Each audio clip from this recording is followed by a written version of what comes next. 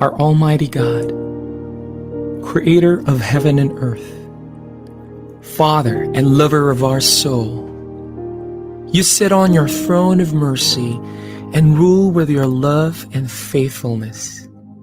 You are full of grace. We acknowledge your presence in our lives. Nothing is hidden in your eyes, even our challenges and struggles in life. We come to you with faith. We ask not only for our daily spiritual bread, but to seek your forgiveness and undeserving favor to heal our land, our family members, our friends and neighbors, even our enemies with COVID-19 and other diseases.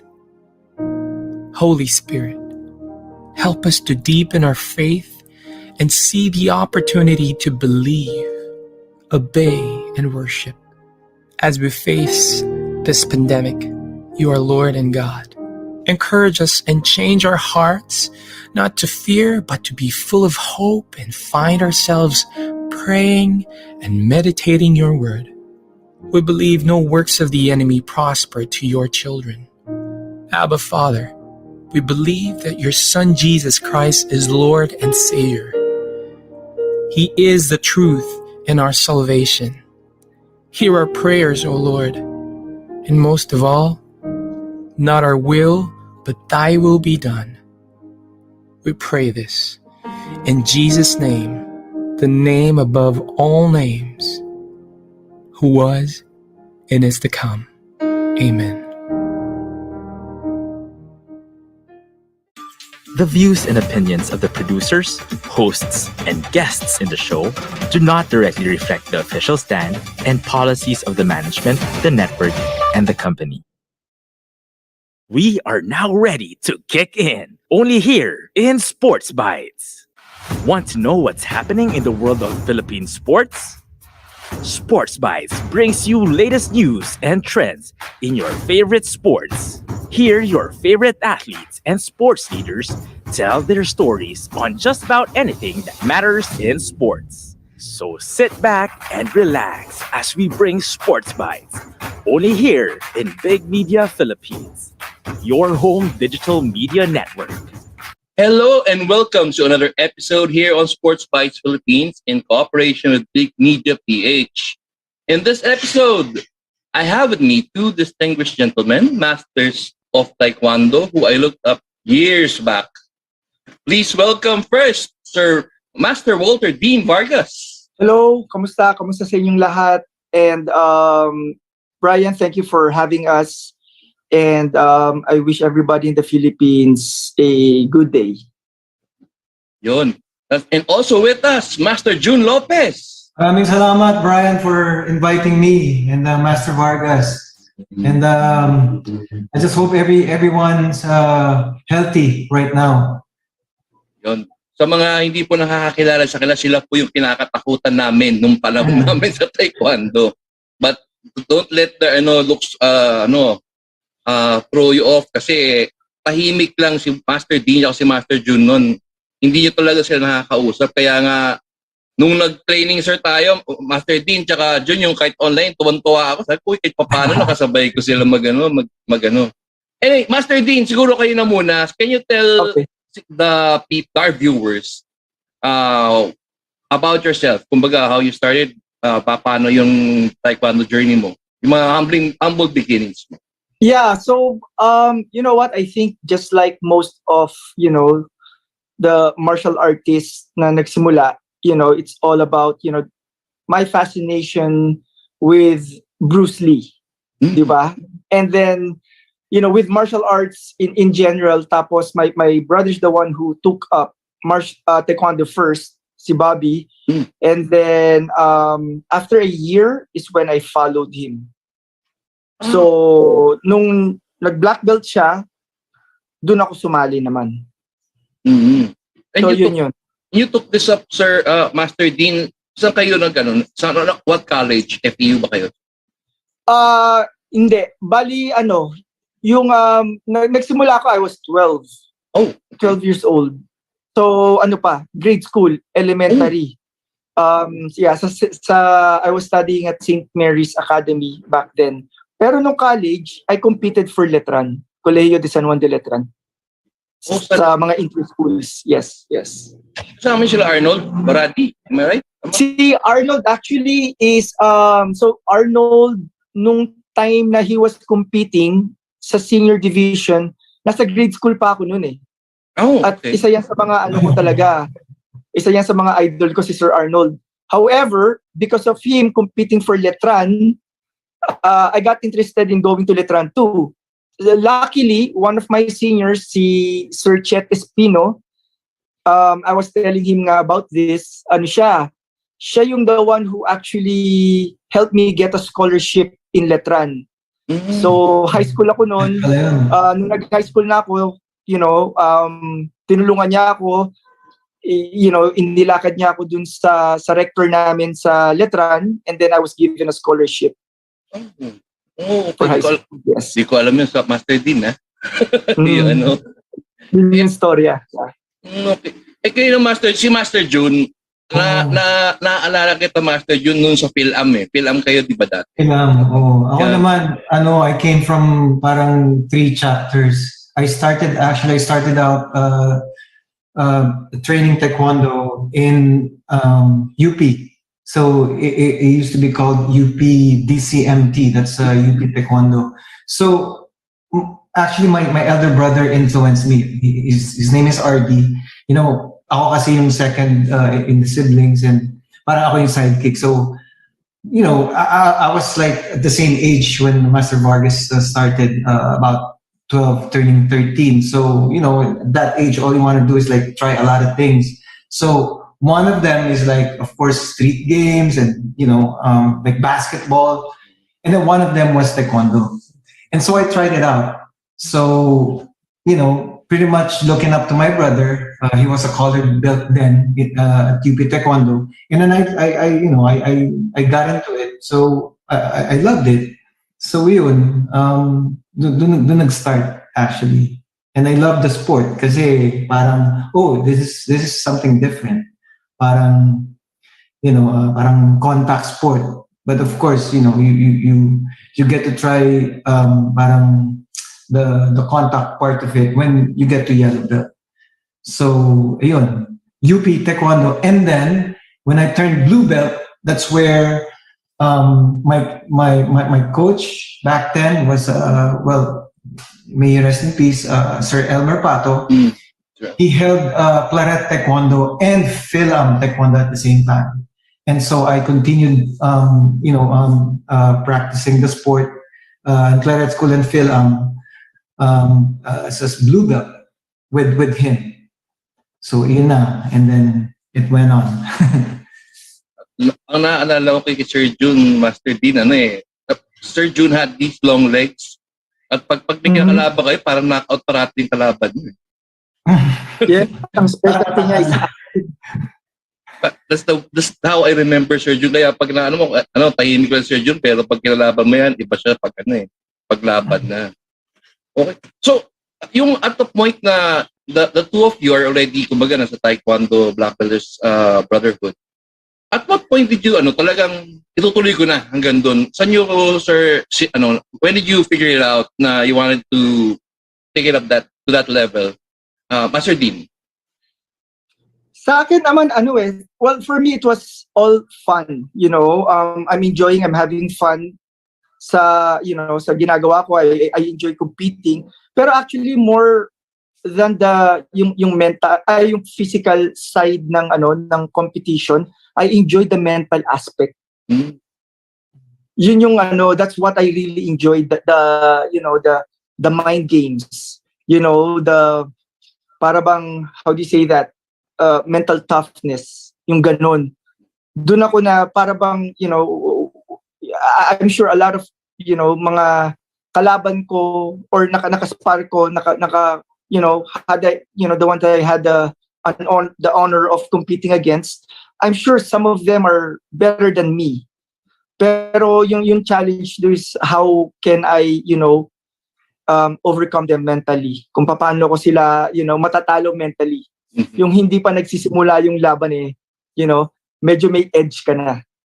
Yun yung part na na-enjoy ko. Sino sir yung tingin And yung pinaka mahirap na nakalaban nyo? Yung sa mental na yan, ang hirap i-break. Madami sa Philippines, madami. But, you know, I would say for me, it has always been the Koreans. Oh, Koreans. Okay.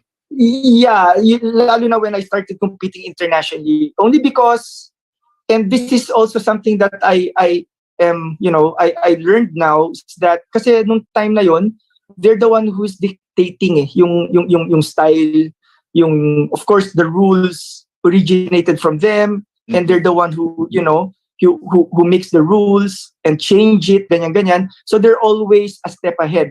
Tapos, ang style pa ng mga Pinoy, parang masyado tayong Korean style. Mm-hmm.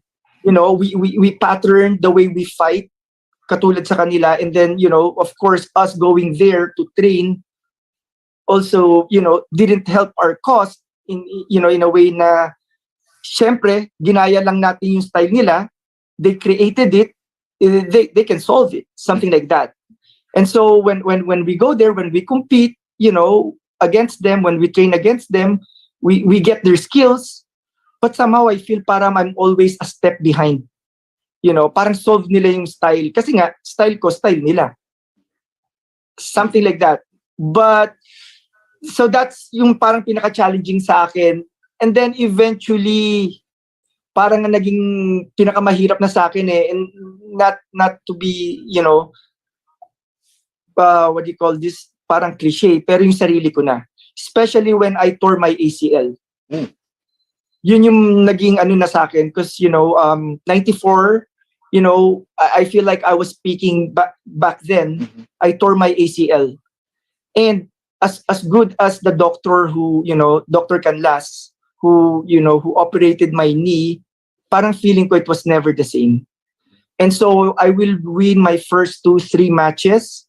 Pero pagdating sa quarterfinals, semifinals, talagang magang-magana yung tuhod ko.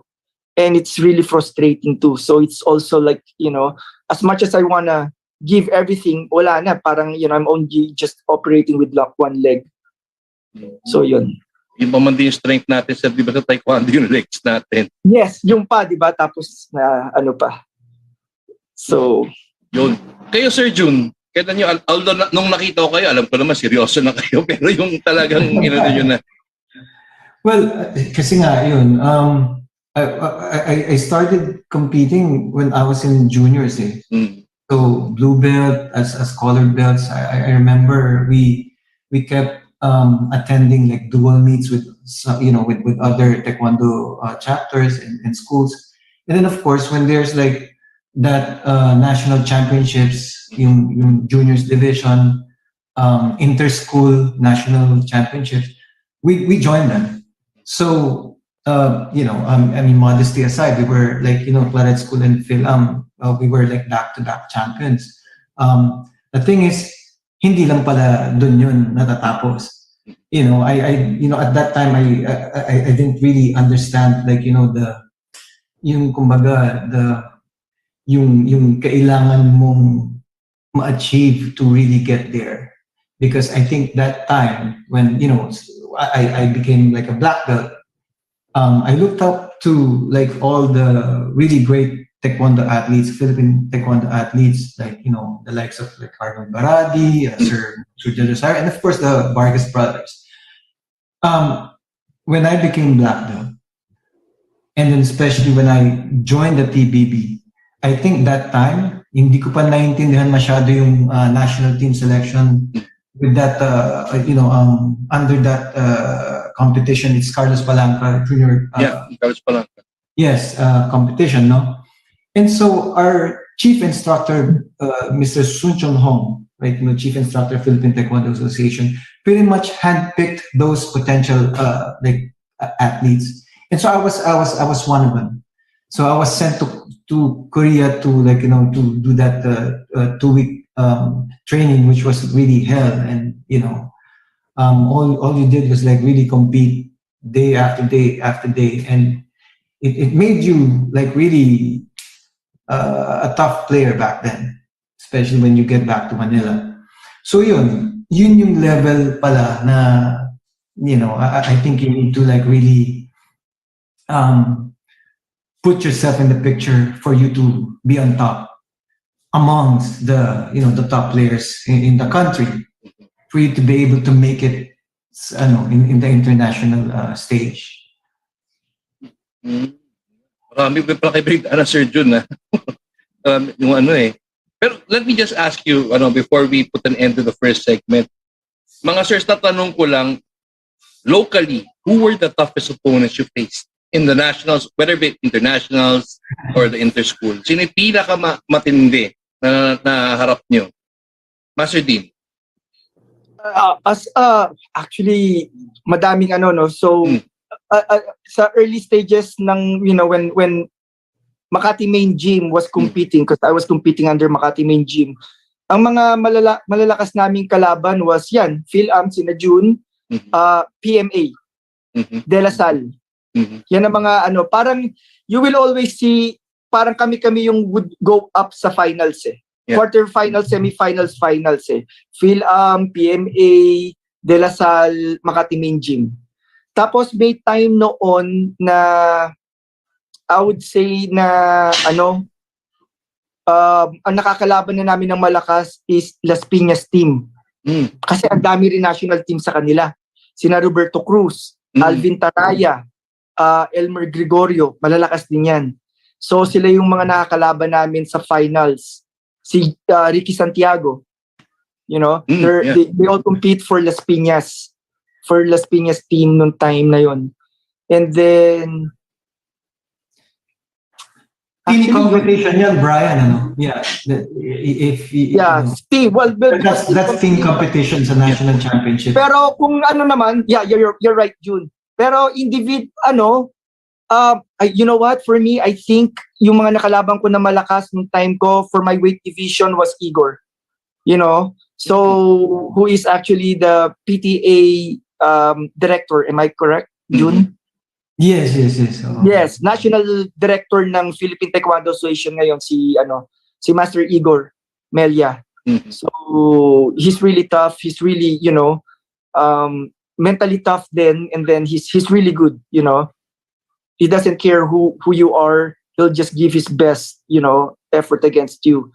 Madami rin mga PhilAm noon. Actually, Sir Dean, madami rin eh. Madami rin na, let's say, especially our seniors na we look up. Yes. And then, before you know it, sila na yung opponent mo sa weight division. My goodness. Parang hindi ka makagalaw. Tama. Okay, Ventosa, right? So I guess yes, Sir Mike Ventosa, he was the national team before me. And sabi ko nga, I always say this with pride na I think siya yung sa lahat ng nakalaban ko, habang tumatagal, parang lalo ako nahihirapan. Kasi usually, di ba, pag nakalaban mo, parang okay, medyo nakukuha ko na, medyo alam ko na, siguro kung pangatlo, pang-apat na laban natin, I'm sure it will be my time, something like that. Pero si Sir Mike Ventosa is the more na nakalaban ko, the more ako nabobo. Parang feeling ko, talagang ang galing. Ang galing. In fact, I never got to beat him. Dumating lang doon sa time na he gave that division to me para bang, sige, magre-retire na ako, ikaw na dyan. Of course, kung mapanalo ko. Diba? Pero kasi I'm always second to him. I'm always, So, yun, si Sir Mike pala, Mike Ventosa. Just like I am to Brian, to Sir Stephen Fernandez. This is one of the great athletes, taekwondo athletes I look up to. Pinapanood ko lang sa national championships like LaSalle versus Letran, LaSalle PMA, and I was like really amazed, jumping on my seat. Talagang wow. Not knowingly na makakatapat siya, parang matalik ko siyang kalaban in my weight division, bantamweight. And so, pag mayroong outing ang national team, parating kami nagtatapat. Like, that Carlos Palanca, kami yung magmi-meet sa finals. And, ayun, talagang ganun Sir Dean no? Parang meron kang sobrang hirap ka na kalaban, pero yung mas madali, tinatalo siya. Yes, oo. Minsan, Pero parang may parang I think kryptonite eh. part of it also is yung respect natin, di ba? Yung bang, Bro. parang, you really look up to the person, and sometimes, lalo na kung baguhan ka pa lang, you just, for you to just share the mat with them, Yeah, is already an honor. Parang ganyan, yung gano'n na, you're happy and contented to be, second best, to that person. Until the time comes na ikaw naman yung nasa taas. And I'm sure, katulad nga sinasabi ko rin, I'm sure madami rin ako nakalaban nung time na national team ako who I think is better than me. Pero meron maybe, respect din, the respect towards me, gets the best of them when they compete against me during that time. Saka nung times natin, sir, yung pala, sir, di ba, it was a team setup ka, sabi nyo kanina. Tanong ko lang, anong usually, fighter 1, 2, Sir Dean, or Sir Jun? Ano usually ninalaban nyo? Kung ilang fighter kayo? Brian, nung juniors, I was usually number 4. Oh, 4. Number 4 sa juniors. Pero nung nag-seniors na, 3. Oh, okay. Yes, kasi 'di ba bumibigat na yan eh. So, number 3 ako. Kayo, Master Dean, alam ko 1 or 2 kayo, di ba? Yes. So nung grade school ako, I competed one time sa grade school. I was number 4. Tapos I skipped junior. Hindi na ako nag-junior. I went straight to senior. Yung senior naman, I competed number 1 nung umpisa, pero eventually naging 2. Pero towards the end, nung 98, when I was, that was my last year, pagpa-retire na ako, nag-number 3 na ako. Yes. Marami ako nalaman sa inyo dalawa, sir, ngayon. Anyway, that wraps up the first segment. We'll be headed to the second segment, and meron kayong hindi alam about these two gentlemen na I suggest you watch it, okay? So we'll be right back. We'll be back for more sports talks, only here in Sports Bytes.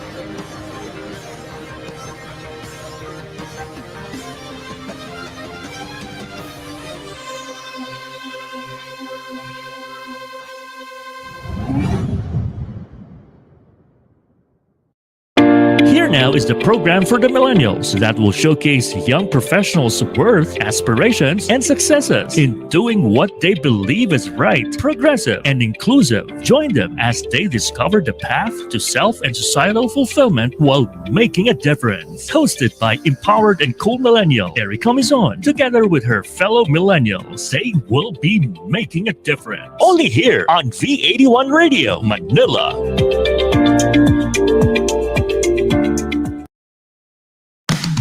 Get into the treasure trove of undiscovered music through Napalm, your new all-Pinoy alternative music. Whether it's rock, metal, reggae, soul, or pop, we have it covered. Napalm features upcoming Pinoy artists and musicians, hosted by Lace Jimenez and Thunder God Bernard. So sit back and relax and enjoy Napalm, only here on V81 Radio, Manila.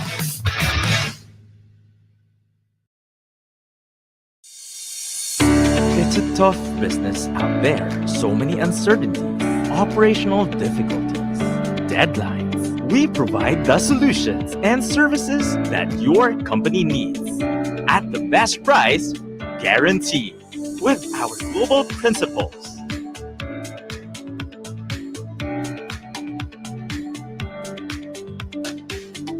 And experienced partners, we bring solutions to your current and future business. Inolution, supporting your business as always.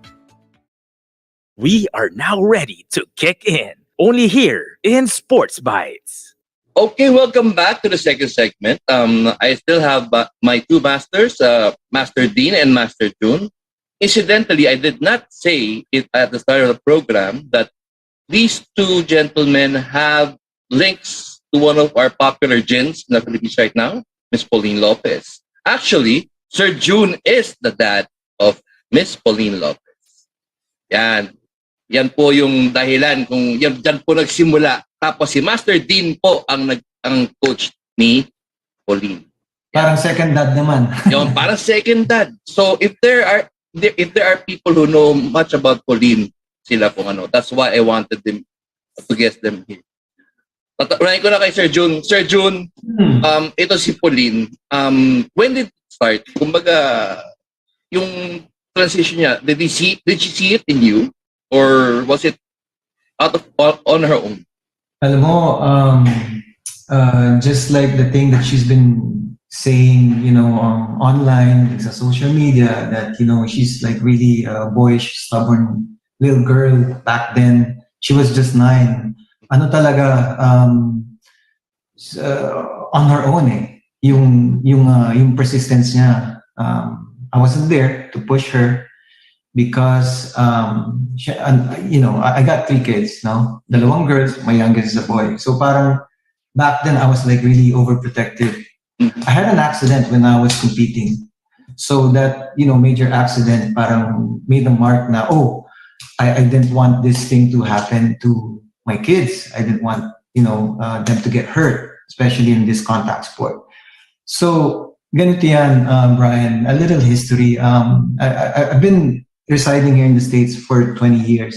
So back then, when she was 9, wala pang taekwondo school si Sir Dean Vargas. So I parang had the privilege to teach dito sa States, and syempre mga maliliit pa lang sila. I can't like leave them alone at home. So I work in the morning and then teach at night. So sinasama ko yung tatlong yan. Hindi pa sila nagta-taekwondo. I was teaching. Etong si Pauline ang medyo, so to speak, medyo makulit. I want to try it out. She's been like really persistently getting on the mat. Well, nakita ng, yung owner ng school, yung potential sa kanya. Kasi parang natural gumalaw eh. The defense and the offense, and like parang nandun na yung parang. And so, sabi ko, sige, subukan mo lang. If you just have fun. At that age, all you want to do is just like horseplay and like joke around eh. Pero si Pauline was different. Parang sineryoso niya. Oh, Dad, can you hold paddles for me? Parang ganun. Can we like study spar? Can you teach me this? Medyo advanced. There was a time, she first competed as colored belt. I was coaching on a different chair, and then she was already like competing first time na walang coach, and then she won that match. Parang sabi as a colored belt, and then I saw potential in her. Na parang na-flip yung na-flip that parang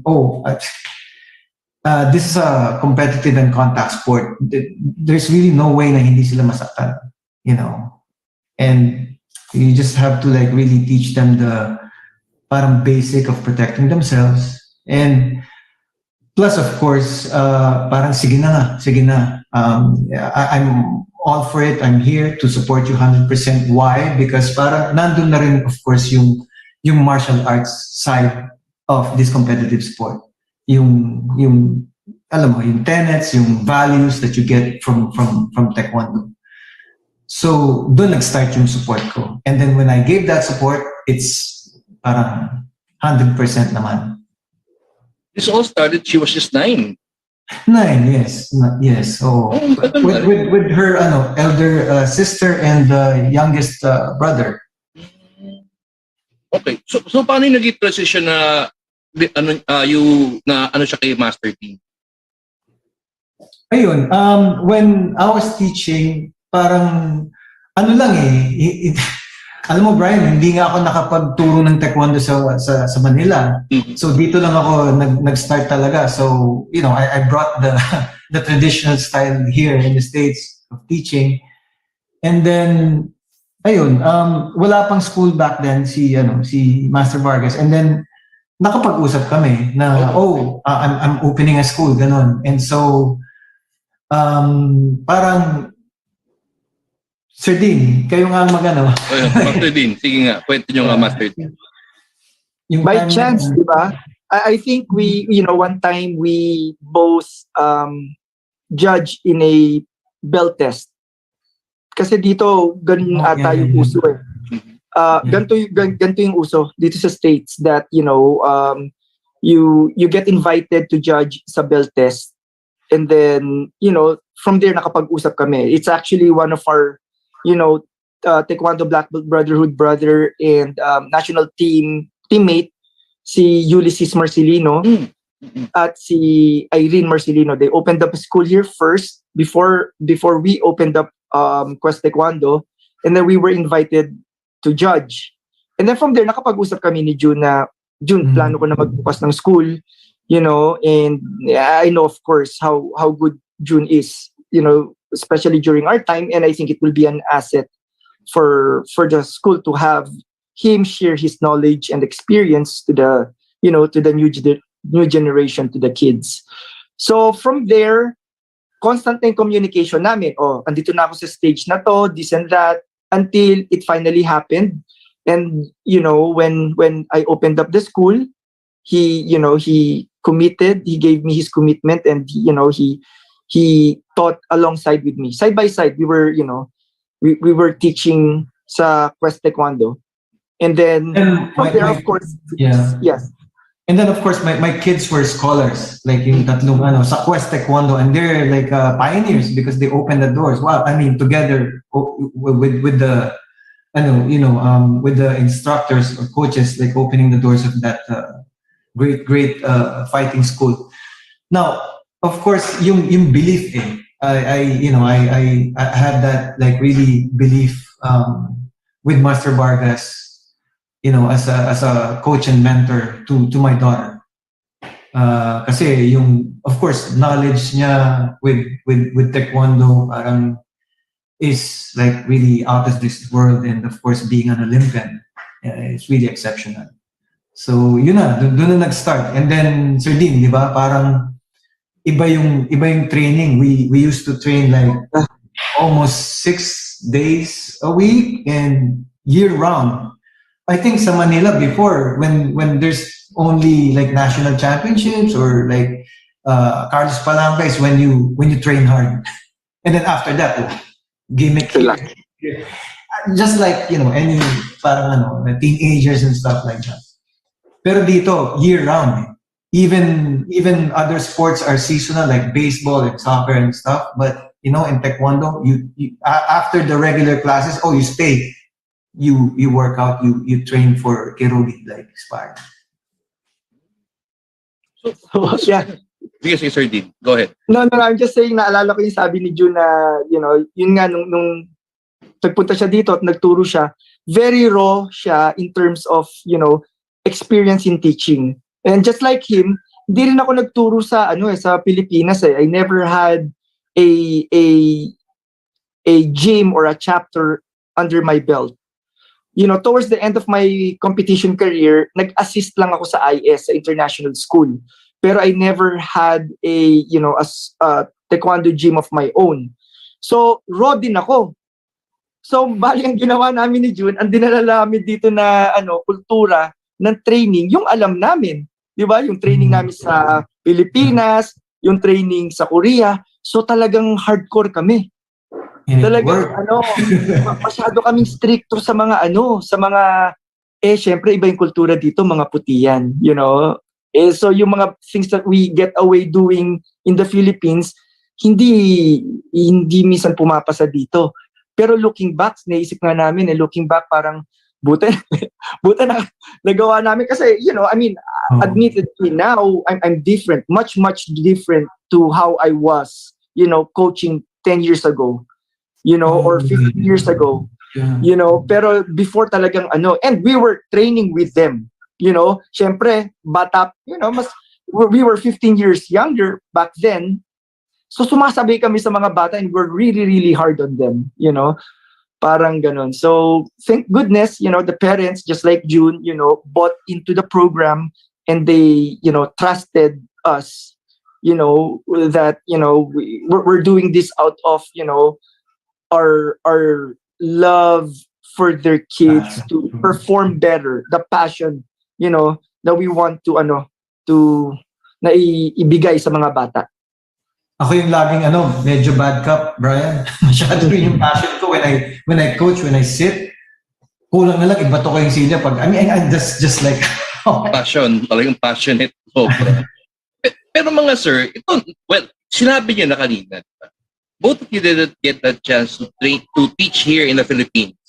And yet, you took that there in the States and produced someone like Pauline. I'm just curious, meron mo bang ibang mga Filipinos na kasabay ni Pauline na with potential or meron na ba na hindi lang nababanggit? Actually, madami. Si Chris Uy, I don't know if you've heard him. Chris Uy, heavyweight natin yan sa Philippine team. He won and brought glory and honor to the Philippines in some SEA Games. Yung huling SEA Games, I believe he got silver. Did he get silver? Parang ganyan. And then of course yung mga previous na na mga Asian Championships, Southeast Asian Championships, he went and competed sa mga World Championships, ganyan. So yeah, he's one of them. And then madaming actually mga Pinoy na magagaling na taekwondo wins dito sa Amerika. If you're really gonna look at it, from cadet to juniors and seniors, madaming mga may Pinoy blood na national team member ng US. Now, of course, them going to the Philippines and testing their their skills and see, kung if they can make national team is of course a different story. Yes. Alam mo, Brian, it's not by chance. Ako, as Pauline's father, nakita ko from when she started doing what she's just been doing, parang package maraming potential, really great athletes, taekwondo athletes that could have made it like, in the Philippines being a national team member. Pero yung bang it's not by chance. You need to work on, like, of course, her scholastic, her academics here. So if you keep on like going in and out of the country, paano yung school niya dito? So we work that out. Yung focus mo, yung dedication mo, your passion with the sport, kailangan, tip-top yan, di ba, 100%. If you get hurt, parang, are you just gonna turn your back and, call it quits? Hindi. So, knowing my daughter, Sir Dean, alam mo naman din siguro yun. She's been to like really a lot of hardships then, physically, and of course that hardship within her, in her heart, being away from her family. That's like, the hardest part. Just, wala pang FaceTime before, like calls lang, cellphone lang. Hi mom, hi dad, hi Ben, ganun. When she was competing, mayroon times yan na mag-training, babalik dito, and then yung next outing niya is like, she'd be gone for like 4 or 5 months. Parang ganun. So ang school niya, yun nga, na-arrange lang namin na parang, hindi naman some sort of like homeschool, pero, she gets to, catch up with her academics. Actually, she's been like really doing great with academics. So yun yung parang maraming athletes na pwede, na could have done the same, pero yung at that up to what level yung kaya nilang i-sustain, yung kaya nilang magawa lahat. Yeah, I guess yung yung motivation, parang it comes in different shape and sizes. Sometimes you're motivated to to compete, pero how motivated are you when are you still going to be motivated kung you have to train and still attend to your academics after? Are you willing to put in the proper sacrifice of staying up late kasi nga naghahabol ka ng ng mga sa eskwelahan mo for the next day, and yet, you know for a fact that you have to wake up early to do your morning workout, go to school, and then do your afternoon and evening workout again, and parang paulit-ulit lang yan. Wash, rinse, repeat, parang ganyan. So I think that's what sets Pauline apart from the others, because she's willing to go through that, she understands na yun ang gagawin niya, and she's willing to go through that hardship.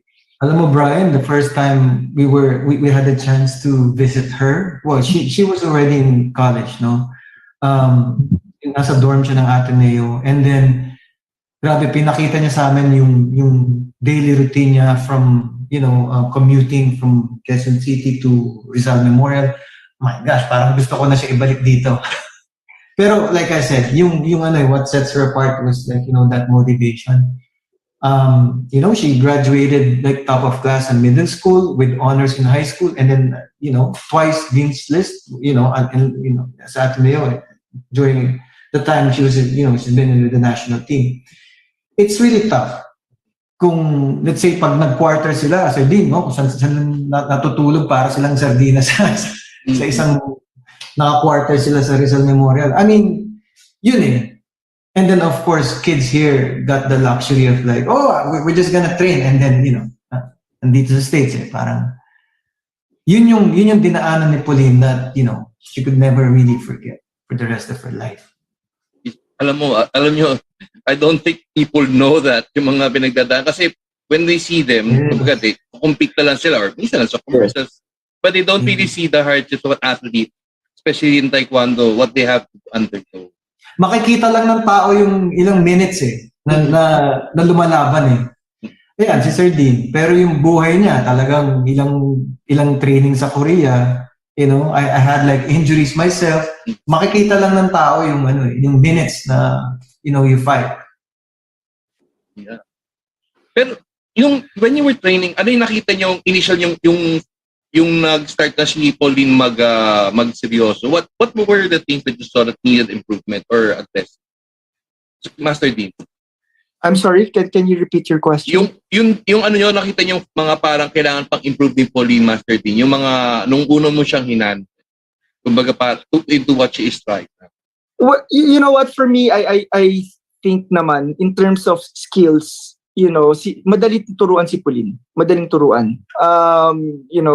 Ano yan, hard worker yan. So what I'm saying is this, she may not get it that whatever you're teaching her right away at that moment, pero rest assured that she will spend time. If she needs to stay longer to practice it and own it, she will do that, So eventually makukuha niya agad. Actually, it's the other way around. Hindi kasi yung work ethic niya is magandang work ethic ni Pauline, and again, she's mentally, like tough also, which makes it easier for me to coach her. Ang mahirap sa kanya actually is to believe it or not, yung pigilin. It's parang how do I say this? Sometimes I know she's already hurt. I know that she needs to give her body a break, pero yet she's there. So I also tell her na, I know and I appreciate that you're training hard, pero Pauline, you have to remember, you can ask her this. I don't know if she still remembers this, but I tell her, resting and recovery is part of your training. So you have to recover. You have to give your body a chance to recover. Kung hindi, I know you're used to competing at your best, even at your worst day. Pero iba pa rin yung, when mind, body, and spirit are, in tune. You're mentally tough, you're physically, close to 100%. And then, you're at peace with that thought. And then, of course, you perform better. So yung pagpahingahin. Kasi minsan ayaw nung magpahinga eh. I tell her to, to rest. Don't train tomorrow. Or, then makikita mo, she's there the next day. Training and giving her best. So, so yun. Which is also a good naman, di ba? Yeah, it's good. Very, very good quality ng isang achiever. Resilient. Resilient. Yun, di ba? Resilience, yes, very resilient. Ikaw, Naging Mas. ano lang yun, naging produkto kasi yun, Brian, ng ano, when we were like, ano, parang watching fights together sa mga videos ng mga really top athletes in the world. Parang, oh, you can see them, parang ano, effortless, talagang nandun kasi yung mga talent. And then of course, looking up to different great Filipino Taekwondo athletes na, oh, really talented. Ang daming talented na Taekwondo athletes sa Philippines. And we believe na parang nag-agree kami that, she's not really one of them. So, hindi siya talented really with Taekwondo, but she's a hard worker. And then, tumatak na lang sa isip niya that, parang, oh, it's like this, Dad. Parang hard work beats talent. That's why, nga, pagka nag-workout, kahit meron ng diferensya yung ITB niya, or masakit na yung tuhod, or may masakit, sige, banat pa rin ang banat. Parang ngayon niya ini-enjoy yun kasi medyo, she took a step back, and then pag sumipa, oh, Dad, I feel like really fresh. Tsaka malakas, mas mabilis. Kasi nga, may rest ka, parang something like that. Wow, ang dami yung revelations about Pauline. I never knew that. Pero it's very inspiring, especially the resiliency part. But anyway, I'll have to cut for the second segment first, and we'll be right back for the third segment. Meron pa rin tayong mga tatanong about Pauline and Taekwondo. So please stay tuned. Thank you, Brian. We'll be back for more sports talks only here in Sports Bytes. Big Media is all about life's journey. Yung mga yun, mga bata pa sila dati nung nakakasama ko sila. So ngayon, sikat na sila. Kaya. In digital. Entertainment. Maraming salamat po na nabigyan niyo kami ng opportunity. Information. Story. Inspiration. And experiences. Whenever, wherever you want, welcome. Join us as we push the boundaries of possibility here with Big Media. Welcome to Pride and Proud Asia, Asia's first online radio show that champions LGBT contribution and leadership in business and in our country and the region. Hosted by the Philippine LGBT Chamber of Commerce, Visibility, Representation, and Empowerment. This is Pride and Proud Asia. Happy Pride!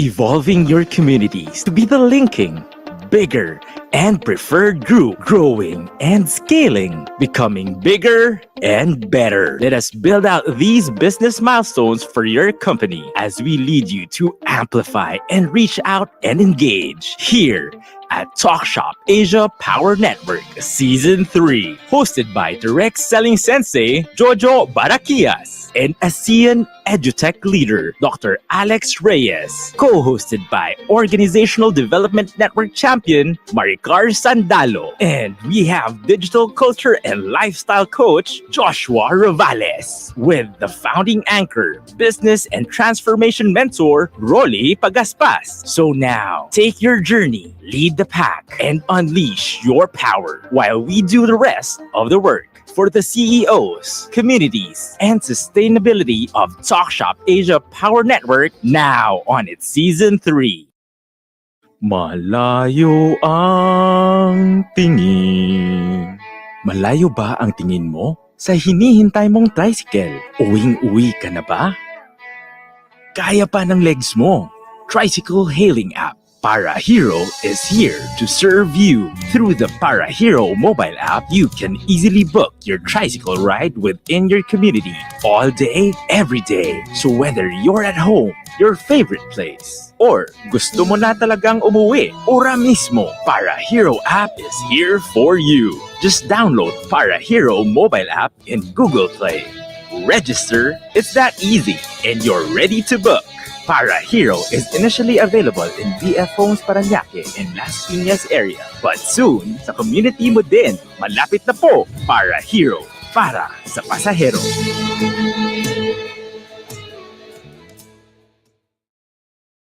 We are now ready to kick in. Only here in Sports Bytes. Welcome back to the third segment. This will be the final one with Master D and Master June. Ang una ko tatanong, Master D, Master June, we all know that Pauline competed in the Olympics, the Tokyo Olympics. Meron bang, whatever happened there, regardless, kung ano talaga, okay, she fell short and everything. Did she reach out to you after her fight or whatever happened in Tokyo? Master June. So din, ano yung question? Oh, sorry.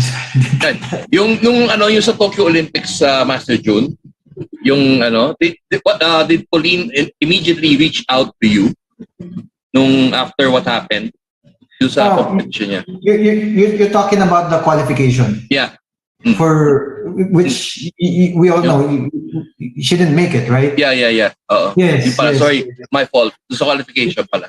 Oo, sa qualification. Well, parang ang naging relationship namin as a father, a daughter, and more than that, it's like one of the coaches and daughter, no? Ang nangyari from when she like started competing at the highest level, ako yung one of the trainers. So ako yung nag-workout din sa kanya, alongside Master Vargas. But when it comes to competing, parang it's two different worlds. Magkahiwalay kami.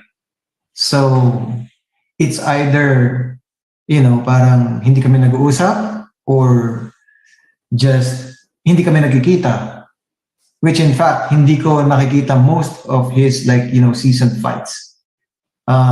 First time in a long time, I was, able to just witness her competing at the highest level in last 2019 SEA Games, which she won there, right? Every time nagko-compete yan, win, lose, or draw, hindi namin nalalaman like right away kasi hindi kami nag-uusap. All the more, when things go south. So that qualification when she didn't make it, like the second time na kasi di ba, Rio and like Tokyo, she was really, of course, devastated. Just like, that's a given. And parang andun na yung, of course, like the whole family, friends, and everyone, relatives, is like, we of course felt bad for her.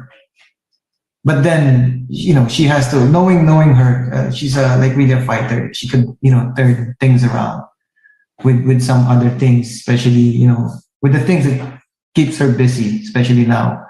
So yun, just to get up again and again and again and won't stop. Yun yung naging kaya naging platform niya, sa buhay, is women empowerment. From all the hardships and from all the the hiccups in life, just let's really learn how to really get back up and get on her feet as a stronger person. So, Master Dean, anything to add to that?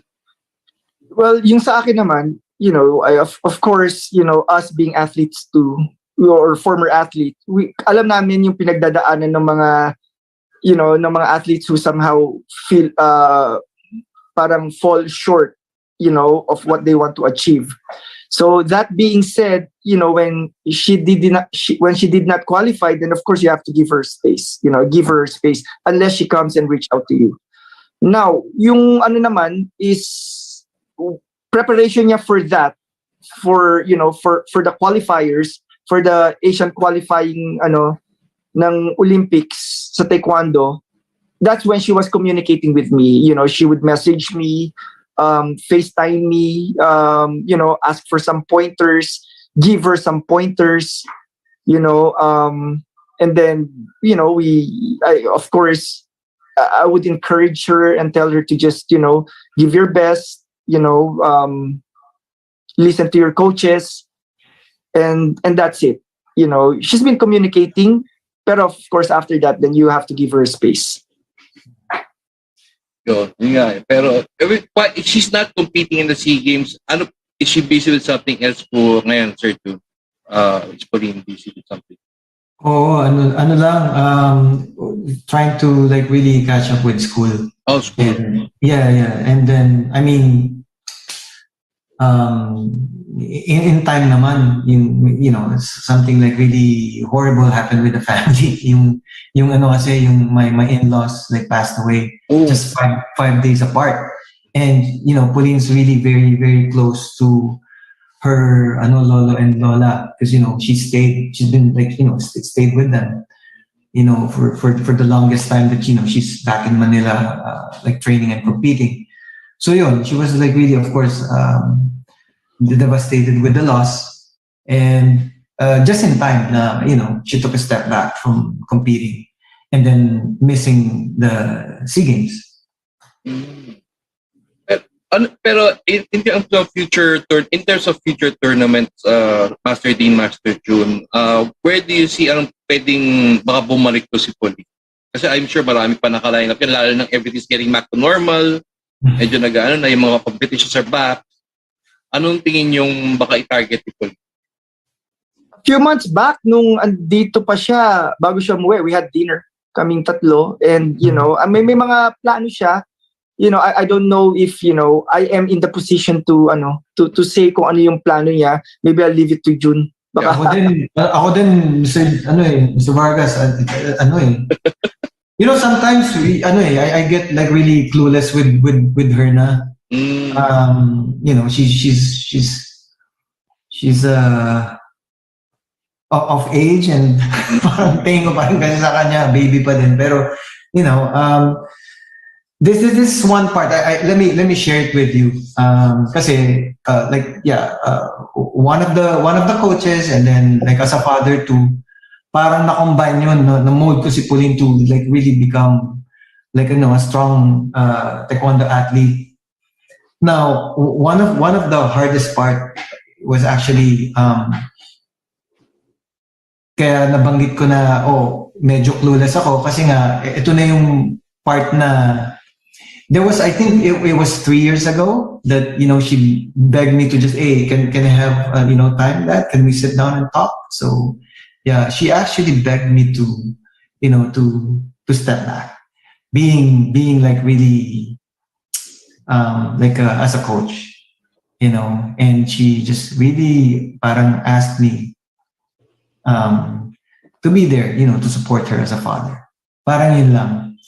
And of course, it broke my heart. Parang, siguro nandun na rin yung pride na, hindi pwede. Ako yung parang, di ba? So, ayun. Kasi, alam mo, nagka-clash kami. Nagka-clash kami dating sa workout. And alam ni Sir Dean yan, hindi ko masyadong, yung level ng pag-intindi ko sa new style taekwondo is like really mediocre, shall I say? Kumbaga, I'm not there yet to be really well versed with what's going on internationally with the new style of taekwondo. Yun yung kailangan ni Pauline. So, yun yung parang, alam mo yun, yung job ng isang coach na dapat yung malaking nalalaman with in terms of giving pointers and giving instruction to his athletes dun sa new taekwondo. Ako wala ako nun. So isa yun, isang part yun, kaya she asked me to take a step back, and the hardest part of course is letting go. Parang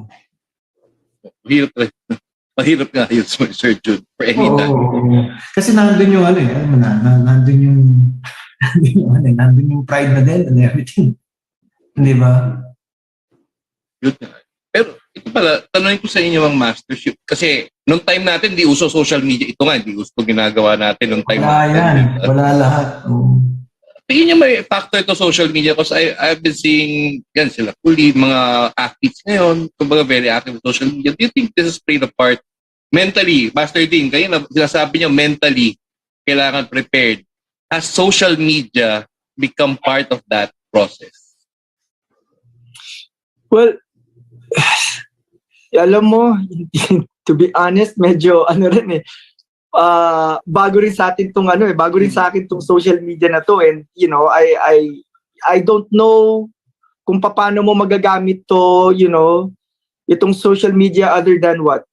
Creating followers, creating attention. Maybe, in terms of creating attention, and then from there, learning how to, if I'm going to talk about the mindset or mental is, how you be able to, get attention and manipulate them to what you're trying to, to what you want them to see, or how they want you to see them, or how they want you to see them, no? So, however, katulad nga sabi mo, nung time natin, we don't have this, but I think, with the generation now, it's just, everything is just readily available. You go to YouTube and you can find all the matches. You can see, somehow get a glimpse of, how they train, in this part of the region. You see how Europeans train. You see how the Asians train, the Pan Americans, the Africans. It gives you an idea. You see them, nalalagay na lang lahat ng all the, like international competition. So madaling mag-scout, madaling mag-aral. So in that regards, medyo, it's easier for them. All they need to do is put in the work, watch and study. During our time, what we have is, notebooks, diba? And pen, and then you write down things that you see, what your potential opponent is doing. So yun yung kinaibahan. Ngayon, yung mga athletes, I'm just fascinated how, they can combine, the proper training that they need, and yet still be able to post something on social media and, get followers and get, so, it's also a mystery to me. However, kudos to them, di ba? Parang, they're so good at it. Hindi lang tayo marunong, hindi ko lang alam paano, going yun. As an athlete, of course, as a business, it's different, but, nale-leverage nila. They can, use it to their advantage.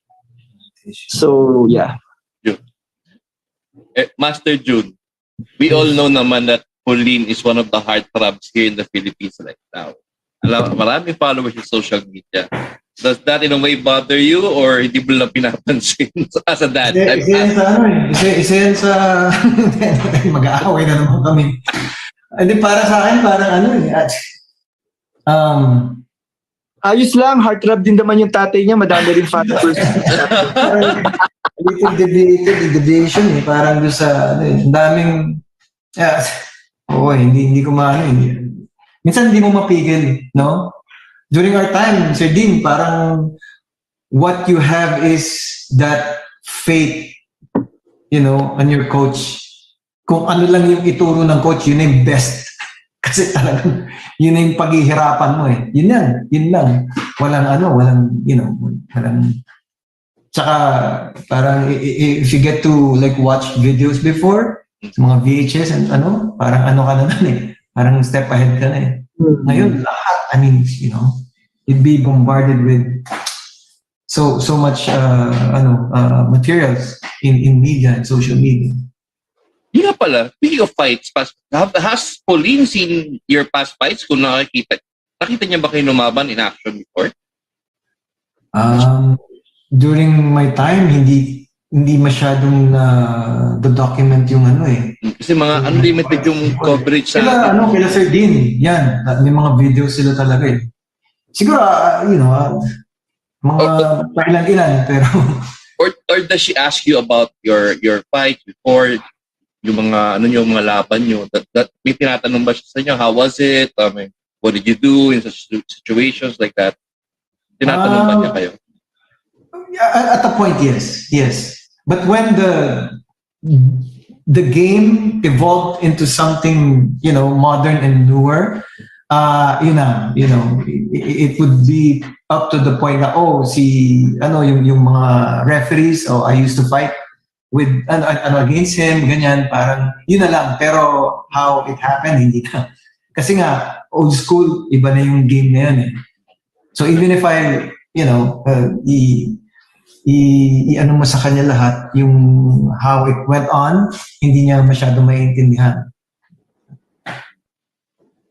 Yun nga, we're comparing din naman the old school taekwondo with the modern taekwondo. I'd like to get your takes on that.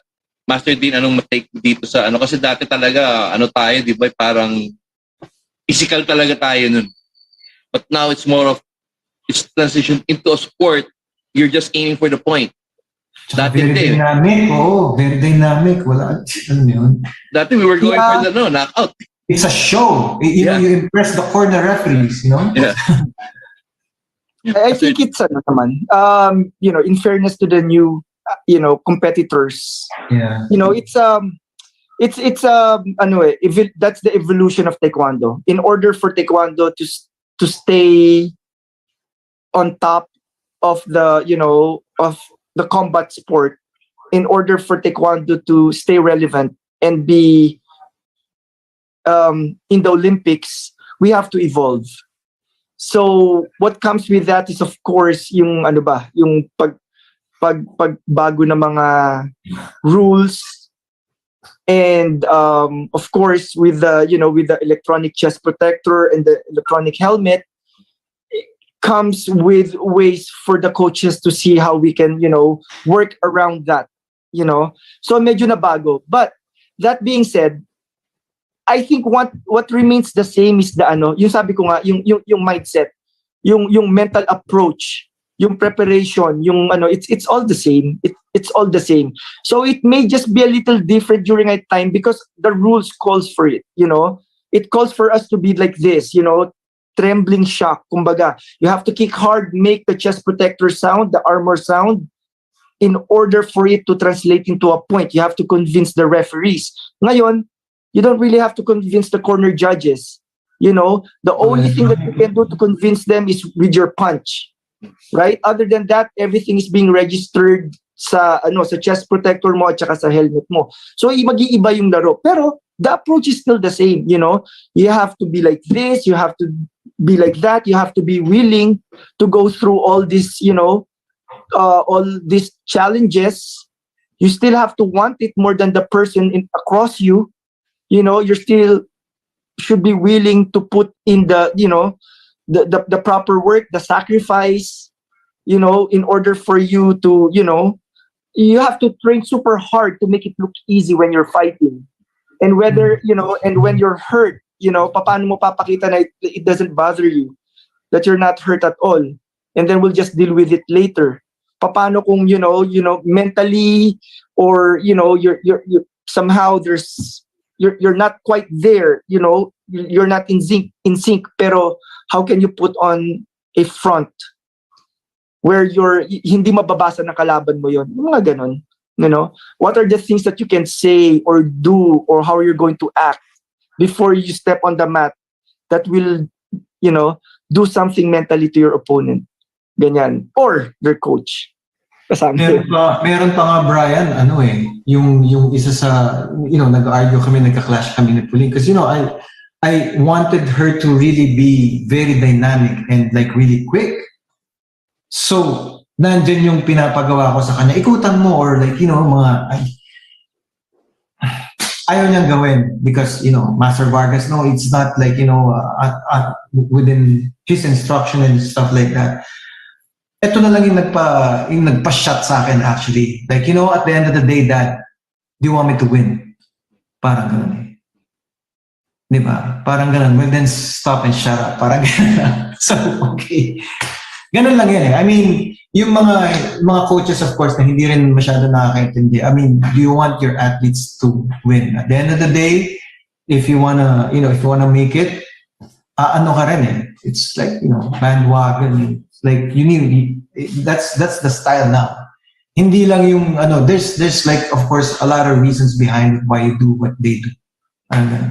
Yeah, tama ka, Brian. Like during our time, di ba, when you were competing for Lasal, tapos kami naman sa ako sa Letran, si June, I know nag-UST rin siya, nag-compete siya for UST. Mm-hmm. Yes. Yung sa atin nung kasi what calls for us to get a point is yung malakas na sipa, mabilis, mapitik, and talagang explosive. Diba? na mapapatayo na lang yung kalaban mo bago siya mag-react, may pangalawang sipa ka na pag ganyan. So talagang kailangan kang mabilis, you know. Ngayon, not necessarily, it's more of yung timing should be there, pero yung may tinatawag nga kaming foot placement. You know, may tinatawag kami na even with that, you know, may term pa nga na tinatawag na you have to have a sticky foot. Your foot should stick sa armor ng kalaban mo. Let it sizzle, you know. And then from there, you know, yung magnet should, you know, really make contact do sa chest protector with, you know, you're creating indentation, you know, like, how do you say that? Impact, creating impact and proper foot placement, you know. Hindi malakas, parang more sometimes nga, don't go for the sound, yung malakas na sound. Go for the thud. Boom, yung ganun. Parang you're creating indentation, parang you're stabbing instead of really going for the sound. So yun na. Tapos ngayon, with the new game, madaming front leg kick. So you have to teach them how to frame, yung proper framing, how they lift the plane of their leg, yung ganyan. So, nag-iba. Pero katulad nga, I know a lot of good competitors of our time, you know, who doesn't know Roberto Cruz, you know? Yeah. Isa yan sa pinaka-dynamic fighter that Philippines have produced. Pero, isa rin yan sa mga, you know, na, you know, when he teaches now, it's very different from what he knows back then or how he fights back then. It's not big, you know, it's not about us anymore. It's not about me or my style or how we used to fight. It's what we need to do to make our athletes win. Tama rin yung sinabi ni Pauline sa tatay niya, kay June, na, you know, at the end of the day, she also wants to win, just like you, pero there's a way now. You know, this is the way to compete in order for us to win. Ganon. Because ito yung hinihingi ng you know, ito yung hinihingi ng rules or itong with the changes. You know, we're not just dealing with a regular chest protector. Electronic yan eh. So paano mo, you know, anong sipa ang gagawin mo? So sometimes they say, oh, mas maganda yung style natin noon. Dati ganyan. I'm sure, ibalik mo yung rules noon, pasuotin mo itong mga athlete na to ng armor na katulad nung sa atin noon. Just like that, these athletes can just adapt the style that we used to fight back then. Just like that. Mas magagaling sila ngayon eh.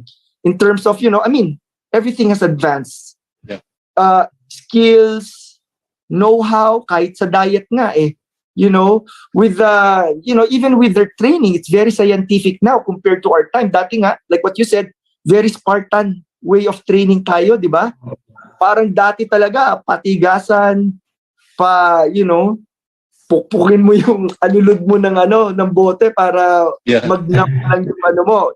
Di ba? Yung alulod mo, yung shins mo and your forearm. But, you know, I'm sure, give them the old sets of rules with the, you know, with the chest protector that we used to wear before, they will, mabilis yung makaka-adapt. Okay? Saka Brian, ang training ng mga bata ngayon, mahirap mahirap. Pero mas mahirap. Mas mahirap yung training They nila need ngayon. to be limber, they need to adapt. Flexible, limber. Naalala ko rin, sir, nun, di ba, ang mga armor nun, pahirapan ng panahon natin. Dati nga, di ba, wala tayong armor. Yeah. Kami, sinuswerte lang kami pag you know, trip kami sa Korea, then we can buy our own. Mm-hmm. Noon, makakasuot ka lang ng armor sa competition eh. Yeah. Di ba? Yeah, ngayon, you know, everybody has one, you know. Rubber mats, wala pang rubber mats noon. Wala. Di ba? Kaya pag bumagsak ka, bago kang ulo mo talaga. Aray talaga, oo. Di ba? So, I was surprised, Master Dean, Master Jun, nung I got my son into Taekwondo. Sabi, paano bumibili na kayo ng armor nung panahon namin? Wala kaming ganyan. Di ba? Kahit yung kickpad, meron na sila ngayon. Sabi ko, we didn't have that during our time. Yes. So, you know, I mean, of course, also, ngayon, mas magagaling na yung mga coaches. Well, magaling yung mga coaches namin noon. You know, believe me, we're lucky to be, trained by our coaches before, you know, katulad nga nasabi ni Jude, si Sir Elmer, Sir Noli Gabriel, Sir Jeff Tamayo, Sir Jobet Morales, Noel Veneracion, Yan ang mga naging coaches namin noon. However, yung mga coaches ngayon, they don't have to be national team coaches to be, to be good. Madami ako nakikita. Kahit ako nabibilib ako, mga coaches, from the provinces or walang international exposure, walang pero they get it. They understand it, And again, I guess maybe technology has something to do with it. Makikita mo kahit ako, I'm learning from them. I'm learning from everybody. There's, from all these coaches. Magagaling ang mga coaches ngayon. So, the way they pass on the information, very, very good. So, the future looks bright for, for Taekwondo in general, and of course, Philippine Taekwondo. Ayun.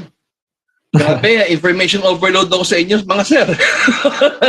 Ang dami ko nalaman about sa Taekwondo natin, the shift, and about Pauline. Well, I guess it's about it. Before I end po itong show, I'd like to get your final words. If you want to greet anybody, siguro let's start with Master Dean.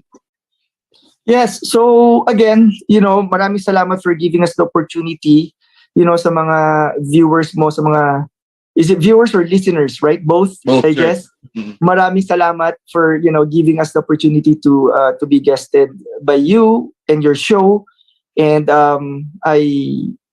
I wish everybody in the Philippines, the best of health, stay safe. We're almost there. I'm sure na, little by little, the Philippines is getting back to normalcy. We're almost there, hanging there. Sa mga athletes naman natin, sa mga Philippine athletes and Philippine Taekwondo athletes in particular, just stay focused, hold on to your dreams, keep training hard, giving your best effort, listening to your coaches, and just be, just like pinag-usapan nga natin, I'm sure everybody can be like Pauline. You just have to be willing to, put in the proper work. Motivation comes in different, shapes and sizes. I hope that you guys stay motivated no matter what. Madaming challenges that will be coming your way, but stay on the goal, stay focused. Yun lang yun, and then I'm sure you guys will achieve it. You'll be like her, or maybe who knows, maybe even more. So yeah. Thank you, Master Dean. And Master June, ngayon, kilala ka na ngayon ng buong mundo. Maraming salamat. Thank you so much for inviting us, Brian. It's been really it's a pleasure to be with you in your show. Masaya, and there could be like a lot of young girls out there. It could be like Pauline, and probably more, just like what Master Vargas mentioned. It's a matter of like giving their 100%, in anything and everything that they do. Smallest detail in training and workout counts a lot. And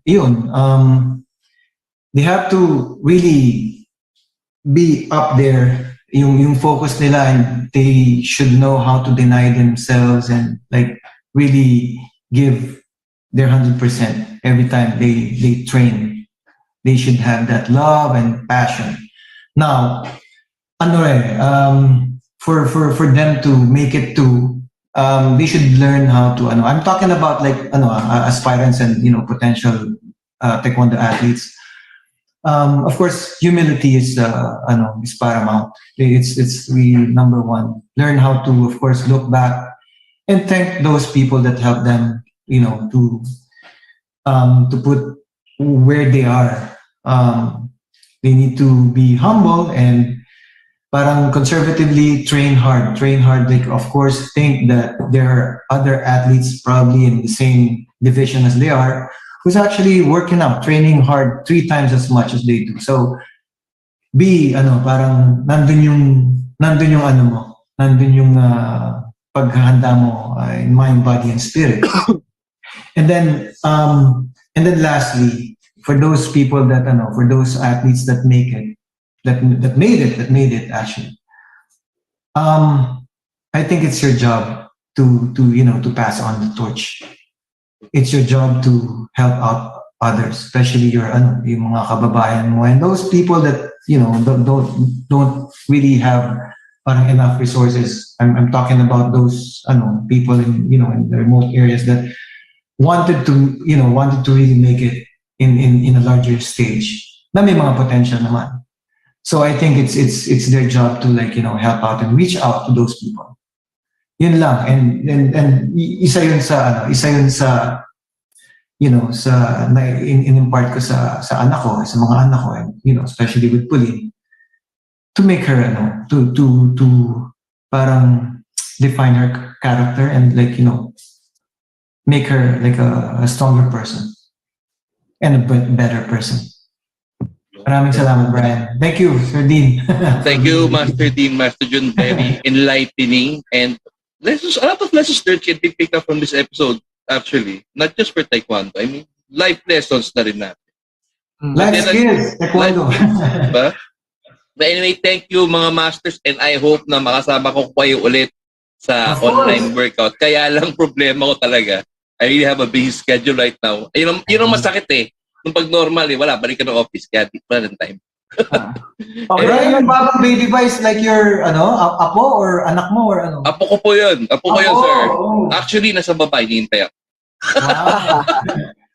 Anyway, thank you everybody. We hope you enjoyed our episode. Stay tuned and catch us on our next episode. Stay safe. Thank you. Bye. Bye.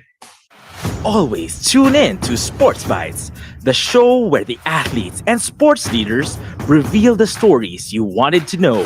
Be updated in latest happenings and what's in store in world of Philippine sports and beyond. Only here in Sports Bytes, every Friday at 8 p.m. Brought to you by BigMedia Philippines, your home digital media network.